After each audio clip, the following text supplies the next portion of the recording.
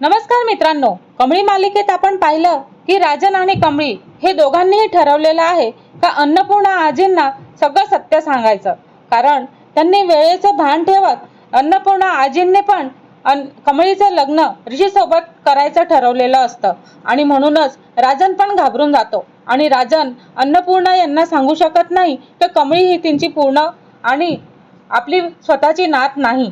तर महाजन इस्टेट मध्ये आपण पाहतो की संध्याकाळची वेळ असते आणि घरात एक वेगळी शांतता पसरलेली असते। राजन आणि कमळीने दोघांनीही ठरवलेलं असतं की आज संध्याकाळी काहीतरी सांगून टाकायचं, पण याच्यापेक्षा सगळं उलटच होणार आहे आणि हे सगळं आपल्याला या भागामध्ये बघायला मिळणार आहे। पण त्याआधी जर तुम्ही आमच्या चॅनलला सबस्क्राईब केलं नसेल तर सबस्क्राईब करा आणि व्हिडिओ आवडल्यास लाईक द्यायला विसरू नका। तर मित्रांनो, आपण पाहतो की सगळे आपापल्या कामामध्ये महाजन इस्टेटमध्ये व्यस्त असतात आणि राजन हॉलमध्ये इकडे तिकडे फिरत असतो, जणू त्याला कोणाची तरी वाट बघायची असते। तो अचानकच थांबतो आणि मोठ्याने आवाज देतो। राजन म्हणतो, कमळी, ए कमळी, कुठे आहेस तू? तो पुन्हा एकदा आवाज देतो। राजन म्हणतो, कमळी, ऐकू येतंय का तुला? मला तुझ्याशी बोलायचं आहे ना। पण घरामध्ये कुठूनही कमळीचा आवाज येत नाही। त्याच्या चेहऱ्यावरती थोडी चिडचिड दिसू लागते। राजन मनामध्ये विचार करतो, ही मुलगी पण ना कधी कुठे असते काहीच पत्ता लागत नाही। तो हळूहळू चालत कमळीच्या खोलीच्या दिशेने जातो आणि कमळीच्या खोलीचा दरवाजा अर्धवटच उघडा असतो। तो दरवाजा हलक्या हाताने ढकलतो आणि खोलीत प्रवेश करतो। खोलीमध्ये प्रवेश करताच त्याची नजर थेट भिंतीवरती लावलेल्या सर्टिफिकेट वरती जाते। भिंतीवरती नीट रांगेत लावलेले अनेक सर्टिफिकेट त्याला दिसतात। शाळेमधले बक्षीस, स्पर्धामध्ये मिळवलेले सगळे सन्मानपत्र, कौतुकपत्र हे सगळं त्याला दिसत असतं। राजन काही क्षण त्या सर्टिफिकेट कडे बघतच राहतो। राजन मनामध्ये आणि हळू आवाजात म्हणत असतो, अरे वा, कमळी इतकी हुशार आहे, इतकी बक्षिस आणि इतकी प्रमाणपत्र। तो हळूहळू पुढे सरकतो आणि राजन मनामध्ये विचार करतो, मी कधीच लक्ष दिलं नाही या कमळीकडे, पण ही कमळी खरंच ही मुलगी खूपच कष्टाळू आहे। किती मेहनत घेतली असेल हिने आणि त्याच्या चेहऱ्यावरती न कळत गर्वाची भावना दिसू लागते।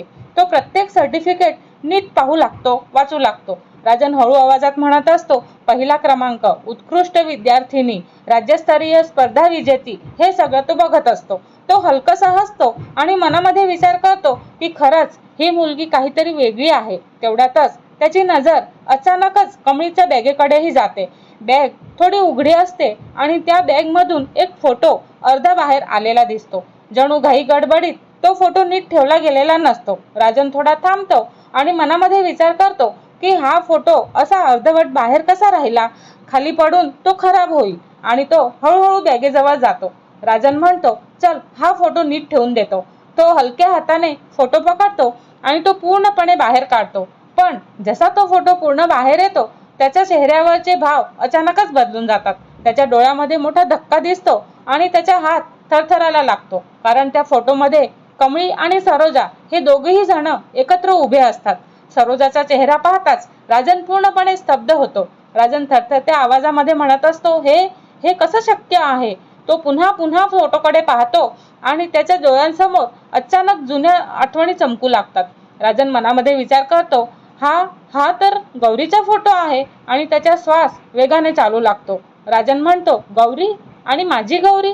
त्याच्या हातातला फोटो अजून घट्ट पकडायला लागतो आणि त्याच्या डोळ्यांसमोर सरोजा सोबतचे जुने क्षण ते फिरू लागतात।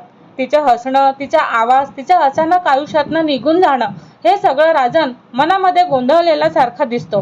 पण हा फोटो कमळीच्या बॅग मध्ये आला कसा, असा तो विचार करतो आणि कमळी आणि गौरी ते पण एकत्र, म्हणजे याचा अर्थ काय असू शकतो? त्याच्या कपाळावरती घामाने थेंब दिसू लागतात आणि तो पुन्हा फोटो नीट पाहतो।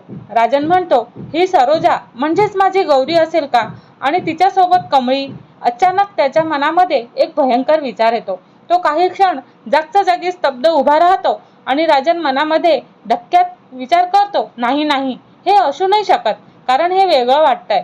पण त्याच्या मनामध्ये तोच विचार पुन्हा पुन्हा येत राहतो। राजन स्वतःशीच बोलतो, काय कमळी माझीच मुलगी असेल का? आणि असेल तर? आणि त्याच्या हातातील फोटो थरथरू लागतो।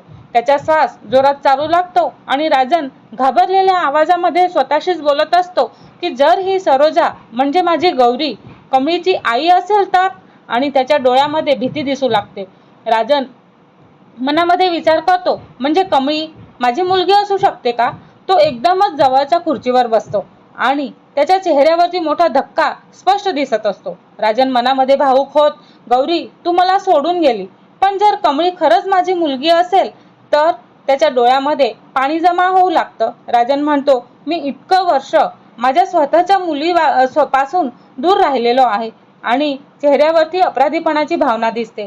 तो पुन्हा फोटोकडे पाहतो. राजन हळू आवाजात विचार करतो की गौरीने तर सांगितलं होतं की कमळी ह्या जगामध्ये नाही, म्हणजेच त्याची मुलगी ह्या जगामध्ये नाही. आणि तो विचार करतो, नाही आता मला हे सत्य शोधावंच लागेल. गौरी खोटं बोलली असेल का? आणि त्याच्या डोळ्यात आता निर्धार दिसू लागतो. राजन मनामध्ये विचार करतो की कमळी खरंच कोण आहे आणि सरोजा म्हणजेच गौरी आहे का? आणि तिचा आणि कमळीचा नेमका काय संबंध आहे हे मला कळायलाच पाहिजे. आणि तो फोटो घट्ट हातामध्ये पकडतो आणि त्याच्यामध्ये अजूनही तोच प्रश्न घुमत असतो, कमळी माझी मुलगी आहे का? आणि सरोजा तीच गौरी आहे का? आणि त्या प्रश्नांसोबतच वातावरण एक मोठं रहस्य निर्माण होतो आणि जणू आता पुढे एक खूपच मोठा सत्य उघड होणार आहे का? आणि हो मित्रांनो, खरंच हे सत्य पुढे उघड होणार आहे आणि ते कशा प्रकारे उघड होणार आहे ते आपल्याला पुढील भागांमध्ये बघायला मिळणार आहे. पण त्याआधी जर तुम्ही आमच्या चॅनलला लाईक, शेअर, सबस्क्राईब केलं नसेल तर सबस्क्राईब करा आणि व्हिडिओ आवडल्यास लाईक द्या. धन्यवाद.